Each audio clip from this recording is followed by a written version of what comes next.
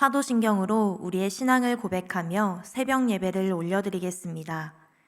전능하사 천지를 만드신 하나님 아버지를 내가 믿사오며 그 외아들 우리 주 예수 그리스도를 믿사오니 이는 성령으로 잉태하사 동정녀 마리아에게 나시고 본디오 빌라도에게 고난을 받으사 십자가에 못 박혀 죽으시고 장사한 지 사흘 만에 죽은 자 가운데서 다시 살아나시며 하늘에 오르사 전능하신 하나님 우편에 앉아 계시다가 저리로서 산 자와 죽은 자를 심판하러 오시리라. 성령을 믿사오며 거룩한 공회와 성도가 서로 교통하는 것과 죄를 사하여 주시는 것과 몸이 다시 사는 것과 영원히 사는 것을 믿사옵나이다. 아멘.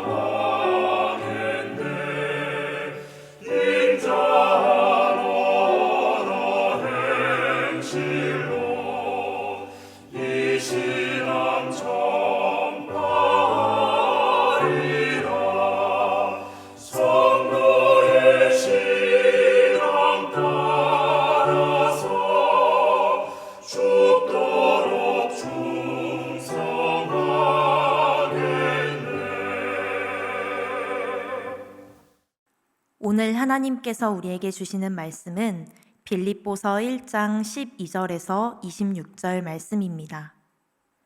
형제들아, 내가 당한 일이 도리어 복음 전파의 진전이 된 줄을 너희가 알기를 원하노라. 이러므로 나의 매임이 그리스도 안에서 모든 시위대 안과 그 밖의 모든 사람에게 나타났으니 형제 중 다수가 나의 매임으로 말미암아 주 안에서 신뢰함으로 겁없이 하나님의 말씀을 더욱 담대히 전하게 되었느니라. 어떤 이들은 투기와 분쟁으로, 어떤 이들은 착한 뜻으로 그리스도를 전파하나니 이들은 내가 복음을 변증하기 위하여 세우심을 받은 줄 알고 사랑으로 하나 그들은 나의 매임에 괴로움을 더하게 할 줄로 생각하여 순수하지 못하게 다툼으로 그리스도를 전파하느니라. 그러면 무엇이냐? 거칠애로 하나 참으로 하나 무슨 방도로 하든지 전파되는 것은 그리스도니 이로써 나는 기뻐하고 또한 기뻐하리라.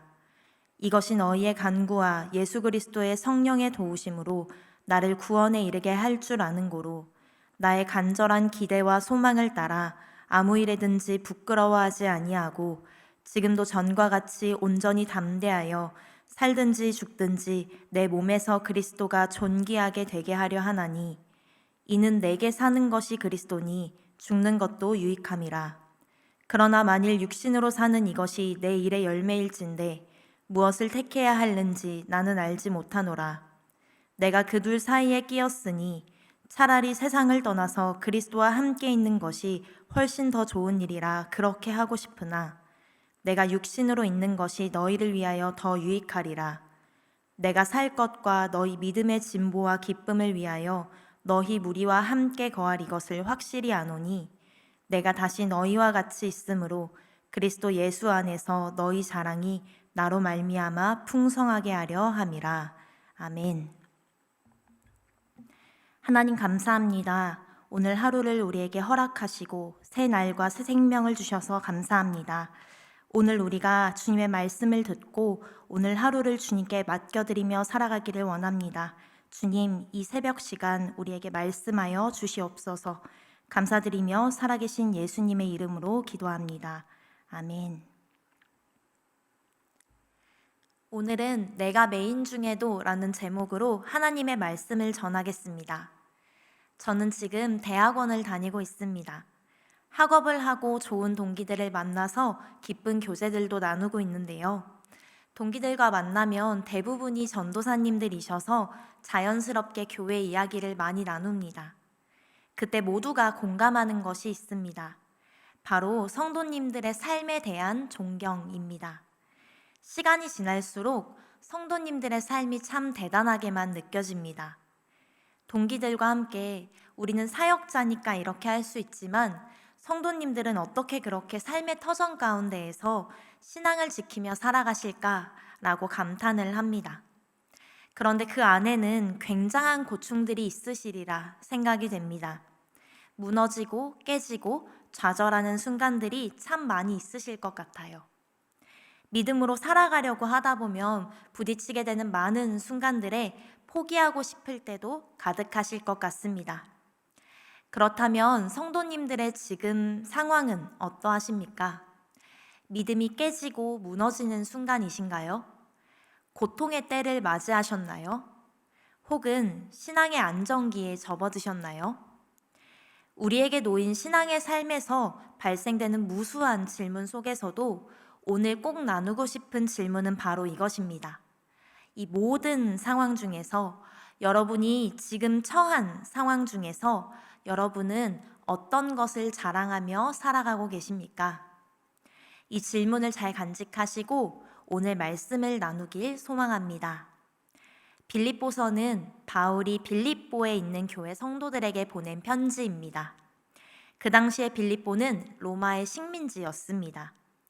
빌립보에는 수많은 퇴역 군인들이 거주했기 때문에 로마에 대한 애국심이 아주 각별한 지역이었습니다. 그로 인해서 빌립보에서 신앙생활을 하는 교인들은 예수님을 믿는 믿음에 대한 반대에 시달렸고 박해와 고통을 겪었습니다. 그리고 빌립보 교회를 세운 바울은 감옥에 갇혀 있는 상황이었죠. 오늘 본문에서 바울은 자신의 그러한 상황을 설명합니다.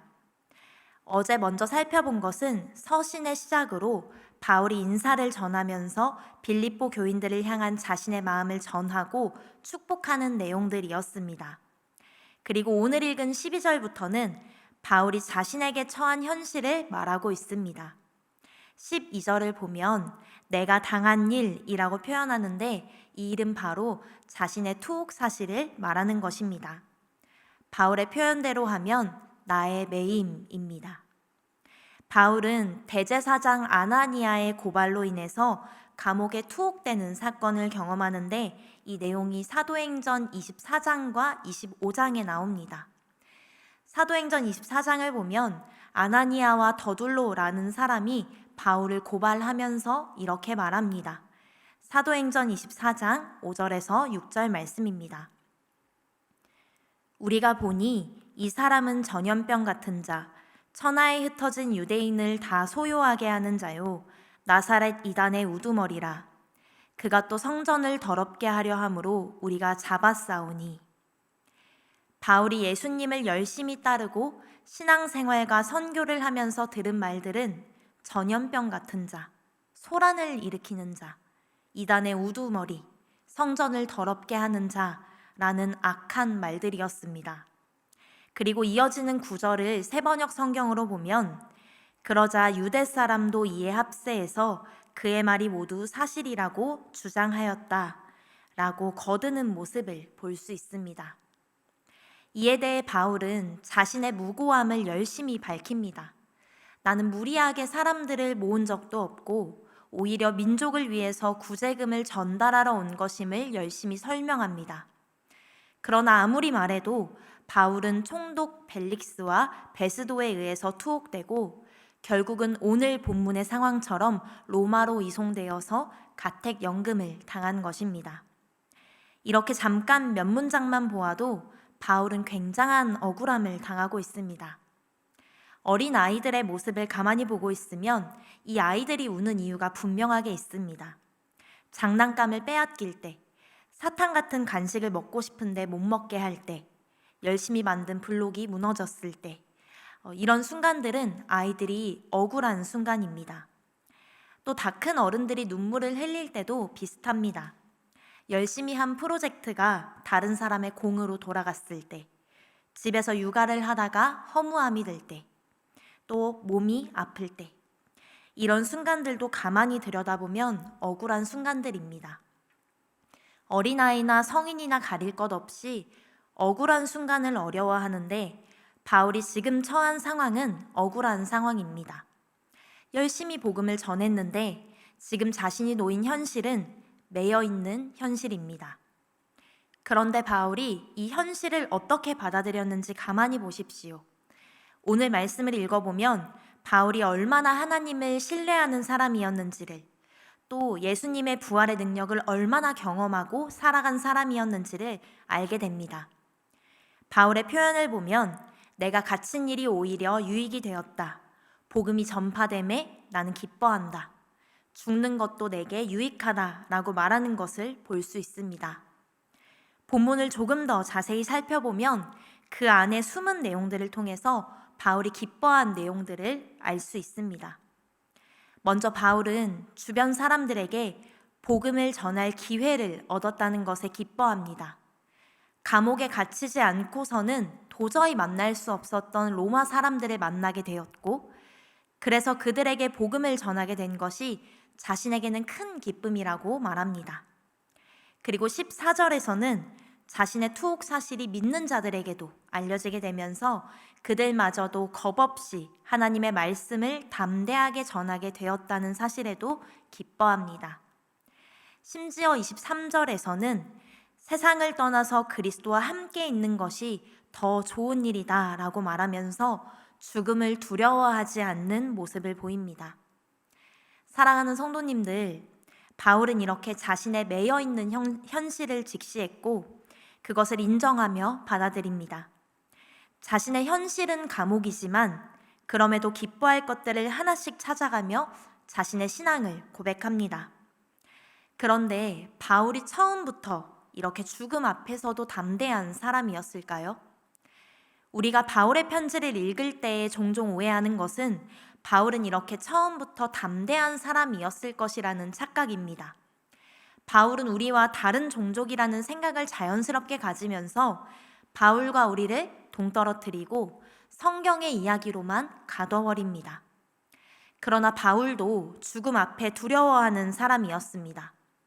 죽음 앞에 두렵지 않을 사람은 단 한 명도 없습니다. 제가 저희 청소년교회 아이들에게도 했던 이야기인데요. 제가 케냐에 2년 정도 살고 있었을 때 있었던 에피소드 중에 하나입니다. 한 번은 선교를 목적으로 케냐 북부의 모얄레라는 지역이 있는데 그곳으로 선교사님의 차를 타고 10시간을 가게 되었습니다. 열심히 가다 보니까 비슷한 풍경이 이어지고 하나로 쭉 이어진 길을 계속해서 달리고 있었습니다. 그때 선교사님께서 저에게 이런 질문을 하셨습니다. 전도사님, 여기에 있는 이 핸들에 이 자국이 어떤 자국일 것 같아요? 그러시고선 이렇게 대답하셨습니다. 이 도로를 지나가다가 괴한들이 쏜 총알이 이 핸들을 맞고 튀어나가서 살 수 있게 되었던 은혜의 흔적입니다. 저는 마음속으로 선교사님 그걸 왜 지금 말씀하세요? 너무 무서워요 라고 마음속으로만 외치고 기도하는 마음으로 열심히 모얄레까지 달려갔던 기억이 있습니다. 죽음은 결코 가벼운 문제가 아닙니다. 바울마저도 다메섹에서 처음 예수님을 만난 이후에 유대인들이 자신을 죽이려고 하자 고향인 다소로 피신을 갔습니다. 바울마저도 처음부터 담대하고 기뻐하는 것은 아니었다라는 것을 보여주는 부분입니다. 그런데 시간이 흐른 지금 바울의 모습을 보십시오. 오늘 본문에서 바울은 감옥에 갇힌 중에도, 또 자신이 억울함이 가득하고 죽음이 자신을 애워싸는 중에도 두려움 하나 없이 하나님을 기뻐하고 있습니다. 오히려 죽는 것이 더 좋은 일이라고 말할 정도입니다. 그렇다면 처음의 바울과 지금의 감옥에 갇힌 이 바울의 사이에는 무슨 일이 있었던 것일까요? 오늘 본문을 중심으로 생각해 본다면 바울은 예수 그리스도가 그의 삶의 자랑이 되었기 때문입니다. 26절을 보면 내가 다시 너희와 같이 있으므로 그리스도 예수 안에서 너희 자랑이 나로 말미암아 풍성하게 하려 함이라 라고 말합니다. 내가 성도들에게, 여러분에게 다시 돌아가면 여러분의 자랑거리가 나로 인해서 많아질 것이다 라는 말인데요. 이 말을 다르게 표현해 보면 그리스도 예수 안에서 나는 자랑이 있다 라는 말입니다. 여러분에게도 그러한 자랑이 전달되기를 원합니다. 여러분에게도 이러한 자랑이 전염되기를 원합니다 라고 말하는 것입니다. 실제로 바울은 그렇게 확신을 하면서 오늘 본문의 다른 구절들에서 죽음과 자랑을 연결지어서 말합니다. 21절입니다. 이는 내게 사는 것이 그리스도니 죽는 것도 유익함이라. 그리고 23절입니다. 차라리 세상을 떠나서 그리스도와 함께 있는 것이 훨씬 더 좋은 일이라. 아멘. 바울은 예수님이 자신을 이미 구원하셨고 장차 올 심판에서도 자신을 구원하실 것이라는 확신이 있었습니다. 그리고 곧 그것이 그에게 있어서 큰 자랑이 되었습니다. 예레미야 9장 23절에서 24절은 이렇게 말합니다. 여호와께서 이와 같이 말씀하시되 지혜로운 자는 그의 지혜를 자랑하지 말라. 용사는 그의 용맹을 자랑하지 말라. 부자는 그의 부함을 자랑하지 말라. 자랑하는 자는 이것으로 자랑할지니 곧 명철하여 나를 아는 것과 나 여호와는 사랑과 정의와 공의를 땅에 행하는 자인 줄 깨닫는 것이라. 나는 이 일을 기뻐하노라. 여호와의 말씀이니라. 아멘. 우리가 자랑해야 할 것은 하나님을 아는 것과 하나님의 사랑과 정의와 공의입니다. 장차 올 심판과 죽음 속에서 하나님과의 신실한 약속을 지키는 것, 또 삼위일체 하나님이 이루실 역사들을 아는 것이 우리가 자랑할 유일한 것입니다. 우리에게도 이러한 자랑이 있기를 소망합니다. 그런데 우리가 자랑을 하기 전에 가장 주춤하게 되는 큰 이유는 바로 두려움입니다. 바울이 감옥에 갇히고 죽음에 놓인 것처럼 곧 그에 매여 있는 현실처럼 우리 눈앞의 현실들은 우리를 두렵게 합니다. 사랑하는 가족이 오랫동안 예수님을 믿지 않아서 복음을 전하려고 보니까 마음이 두근거리고 두렵습니다. 또 직장에서 그리스도인답게 살아보려고 움직이면 곧바로 찾아오는 정의 없음과 무시로 인해서 그 다짐이 좌절되기도 합니다. 그래서 우리에게 필요한 것은 바로 담대함입니다. 오늘 바울도 빌립보 교인들에게 담대할 것을 말합니다. 14절의 말씀에서 형제 중 다수가 나의 매임으로 말미암아 주 안에서 신뢰함으로 겁없이 하나님의 말씀을 더욱 담대히 전하게 되었느니라 라고 말하면서 그들의 믿음을 격려합니다. 그리고 담대하게 복음을 전하는 것, 믿음으로 살아가는 것이 그 삶에 계속될 것을 응원합니다. 저는 이 말씀이 비단 바울의 말로 머무는 것이 아닌 오늘을 사는 우리에게 하나님이 하시는 말씀이라 생각합니다. 하나님은 우리에게 말씀하십니다. 지금까지도 잘 해왔다. 계속해서 담대함으로 믿음으로 그리스도의 자랑이 되어서 살아가자. 지금까지 부족했다고 느껴져도 괜찮다. 지금부터 담대함을 가지고 그리스도의 자랑이 되어서 함께 살아가자. 하나님은 믿는 자들에게 담대함을 허락하시는 하나님이십니다. 그것이 가능한 이유는 그리스도께서 우리를 담대하게 하시기 때문입니다. 주 안에서 담대하게 그리스도의 영광스러운 자랑들이 되어서 살아갈 때 우리에게는 비로소 놀라운 일들이 일어납니다. 바로 우리를 통해서 예수님이 이 땅에 선포되는 것입니다. 이것을 그리스도인의 진가가 드러났다라고 말합니다. 그리스도인들이 얼마나 멋진 사람들인지, 그리스도인들이 얼마나 존경받을 만한 사람들인지를 세상이 알게 됩니다. 사랑하는 성도님들, 바울이 빌립보 교인들에게 용기를 전하는 존재가 되었듯이 우리 믿는 자들이 아직 예수님을 만나지 못한 이들에게 그리스도의 본을 보이길 소망합니다. 또한 우리 윗세대들이 다음 세대들에게 그리스도를 먼저 자랑하고 선포함으로써 우리 아이들도 우리 다음 세대들도 그리스도를 자랑하고 선포할 수 있는 존재들이 되기를 소망합니다. 인상파 화가 루누아르는 이렇게 말했습니다. 고통은 지나가지만 아름다움은 남는다. 바울의 인생에 투옥과 죽음과 같은 고통은 분명하게 있었지만 동시에 바울에게는 그리스도의 자랑이라는 아름다운 영광이 더욱 크게 남았습니다. 바라기는 우리 성도님들의 어려움과 고통의 때가 속히 지나가고 보석과 같은 아름다운 영광, 그리스도의 자랑만이 남기를 소망합니다.